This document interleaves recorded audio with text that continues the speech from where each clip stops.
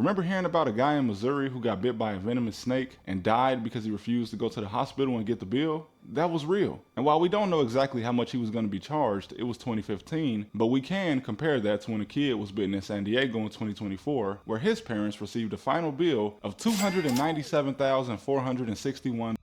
Shit, I would have rather died too, nigga. Snake bite? Snake bite? I'm paying. Hold on, I can't hang out this weekend, y'all. I'm paying off my snake bite from 2-3 years ago. Officially the weirdest country ever. Video by Trap University, my dog. Hey, United States, what's happening? Weirdest country ever. You know what I'm saying? When I found out, one of my friends had a kid at a young age. You know, you hooping and you playing basketball, you playing the sport, whatever it is, and you find out like, oh, you gotta pay to have kids, huh? You know what I'm saying? It's niggas that'd rather die. Everything costs money out here. Nigga, I'm in the West Coast. Yeah, I'm in California. It's very weird out here. It's weird as hell. Like, everything costs money, or you gotta go to jump through all these hoops and shit. You know what I'm saying? Everybody has their own take on it. We gonna see what Trap University think. Do y'all think it's weird? And where do you live? Where are you watching this from? Without further ado, let's get straight into this video. She been comment me. My mom once told me, hey, it cost me $30,000 to give birth to you, which is crazy because you could literally be born in Birmingham, UK for like a couple $100s in hospital fees, maybe. Remember hearing about a guy in Missouri who got bit by a venomous snake and died because he refused to go to the hospital and get the bill? That was real. And while we don't know exactly how much he was going to be charged, it was 2015, but we can compare that to when a kid was bitten in San Diego in 2024, where his parents received a final bill of $297,461. Shit, I would have rather died too, nigga. Snake bite? Snake bite? I'm paying. Hold on, I can't hang out this weekend, y'all. I'm paying off my snake bite from 2-3 years ago. Y'all remember when I was in the ER 3 years ago? Yeah, I'm still paying that off. I'm working double overs, 100-hour weeks, paying off this snake venom. Dollars. They saved him, of course, but from that, we can assume that Gilbert in Missouri would have been looking at least a $100,000 bill. Nothing new at all, though. This is America. It's well known that our healthcare system is extremely dystopian. This man has no insurance. He'll never be able to afford this room.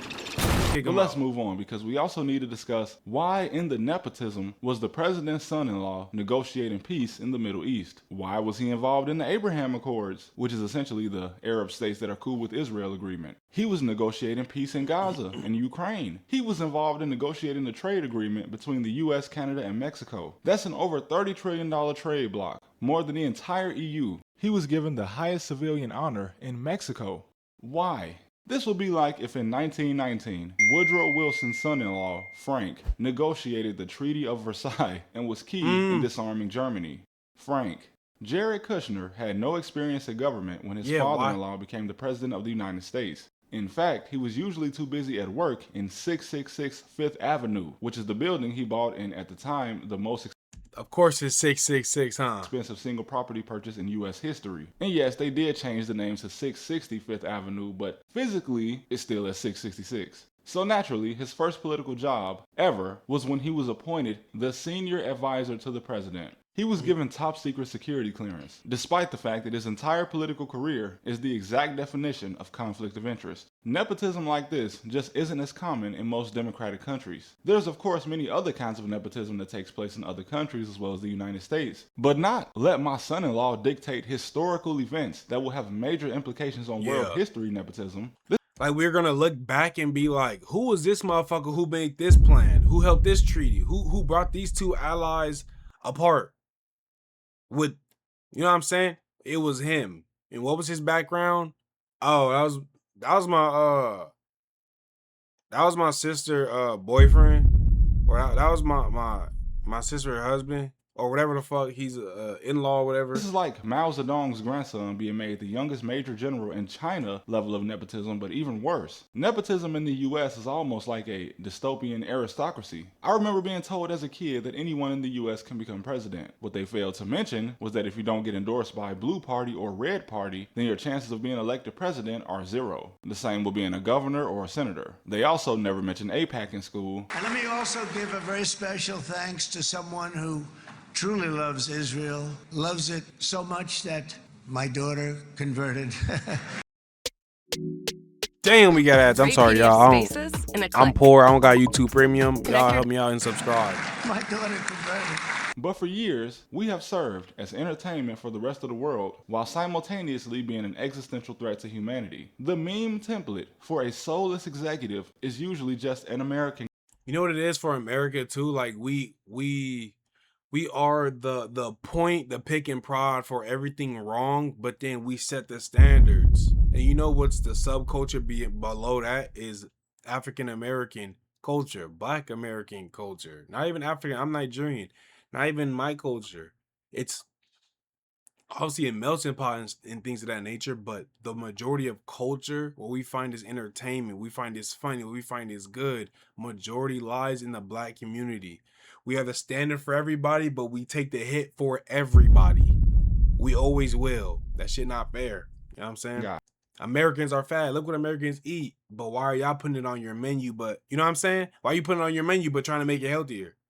Don't do it if it's not good. You don't like the McDonald's, then don't take the cheeseburger and make it healthy. Or even former illegal alien Elon Musk. See these numbers every day, but for us to hear, we'll give you $3 million It for... sounded extremely, we thought they were crazy. In fact, when they did fund us, they realized that we were illegal immigrants. Well, I mean, Yes, we were. I'd say it was a gray area. But in 2024, British journalist and Oxford graduate Carol Cadwalder was given credit with coining the term broligarchy. But it was being used all the way back in 2014 when it was described as a form of power structure in which power effectively rests with a small number of bros. And today is used to describe the immense influence and power held by big tech and other big. Who the fuck is this? She look like a fucking troll right now. She's like a fucking hold on, let me see. What do they call? Y'all know what I'm talking about. Hold on.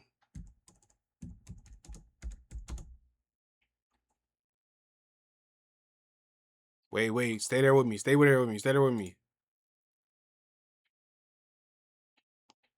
Hold on. Let me see. Hold on. She look like this motherfucker right here. Hold on.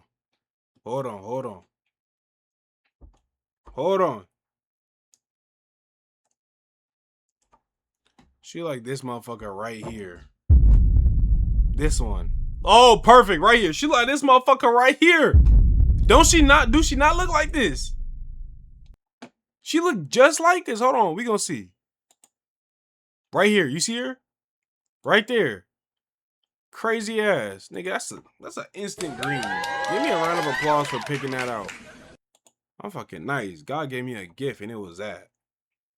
CEOs. In January 2024, after being confronted about child abuse material being allowed on Instagram and the fact that Instagram will tell you what you're about to see and then still give you the option to see it, Mark Zuckerberg apologized to parents in front of US Congress. And then only months later, he successfully lobbied against the Kids Online Safety Act, meaning that Mark Zuckerberg and his company paid to shoot down a bill that would have required social media platforms to provide minors with options to protect their information. And all of y'all up here disgust me. All of y'all up here. Y'all should be ashamed. It's not just on him. It's y'all that are helping him. Y'all are standing with him on oath, doing everything. disable addictive product features. Fuck them kids. But Zuckerberg is really important. He has the final say-so on apps being used by billions of people worldwide. He's so powerful that if he doesn't want to protect kids from data leaks or addiction on his platforms, then it's pretty much fuck them kids. Except he gets the federal government to say it.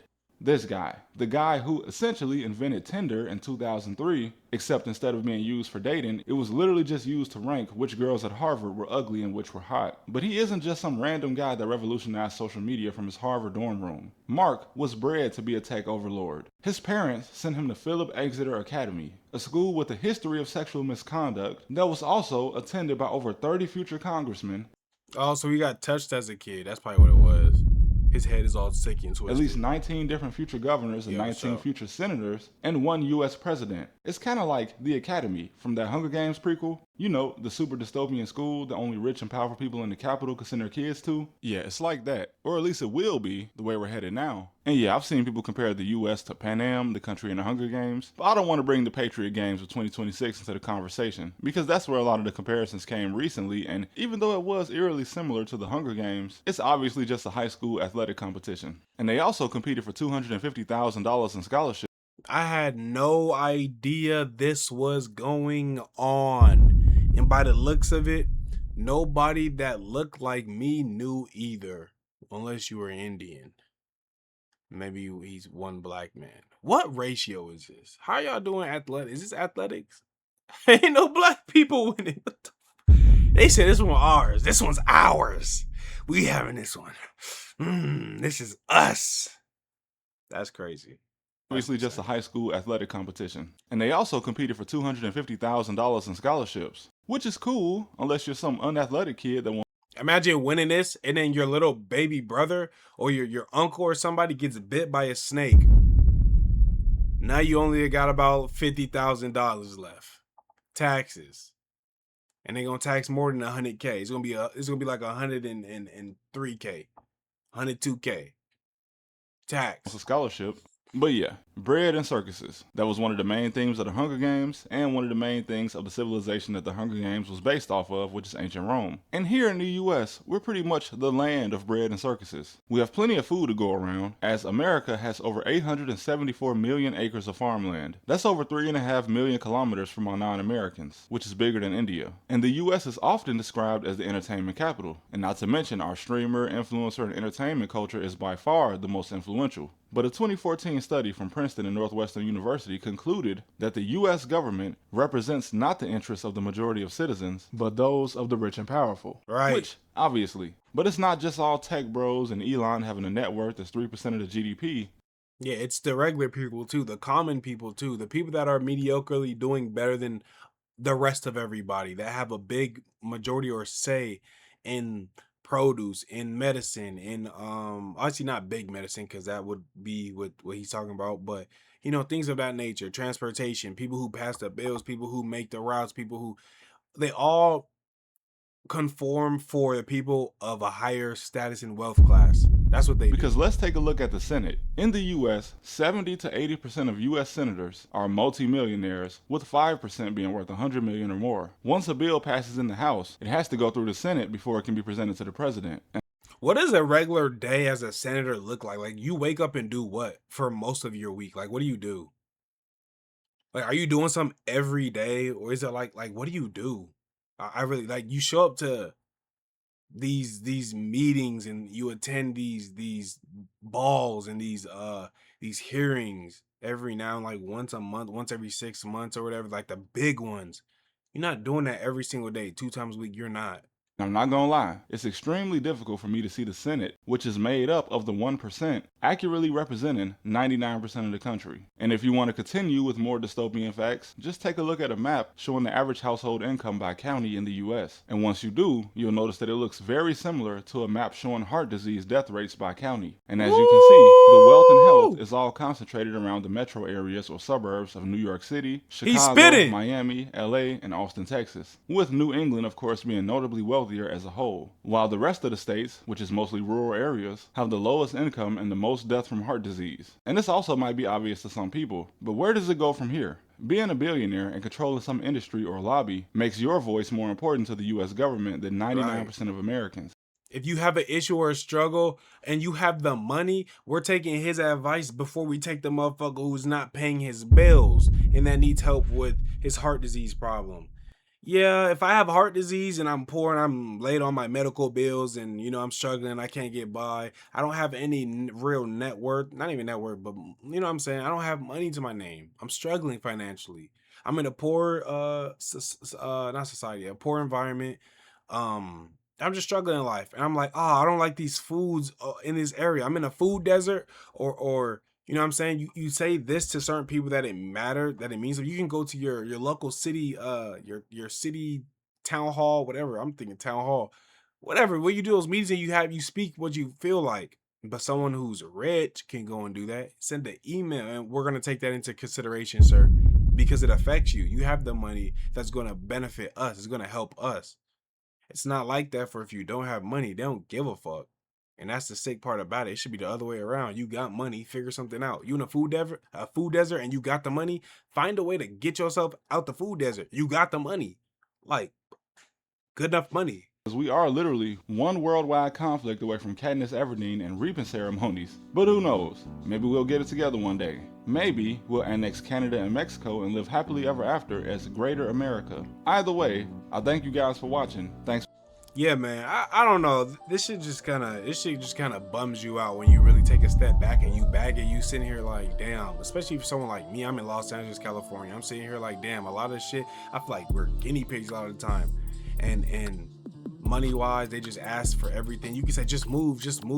I don't want to move to where you got tornadoes, you got tornadoes, you got tsunamis, you over there sitting with fire tornadoes and storms and thunderous winds and hurricanes, and like I'm good off that. So you pick and you choose, but like regardless, we can all agree that the overall arching theme for how we want to live as America, as a good place, should be a good place for all of us. Not you have to pick and choose. If you want to live in a warm area or warm climate, it shouldn't be like that. It should be better for everybody, and it should just, I don't know.